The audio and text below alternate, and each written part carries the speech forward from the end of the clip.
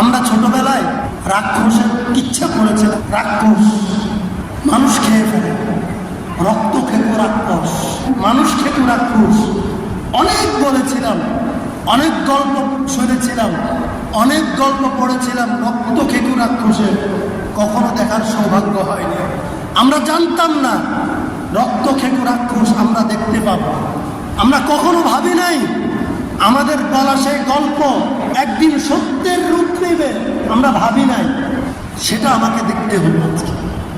একটা মায়ের সন্তান গুলিবিদ্ধ হয়ে সে ছটফট করছে, আর একটা মায়ের সন্তান তাকে সেভ করার জন্য, সেবা দেওয়ার জন্য তাকে টেনে নিয়ে যাচ্ছে, আর হিংস্র জানোয়ারের মতো আবার এসে দুইটাকে গুলি করে রাস্তায় শুনিয়ে দিলেন।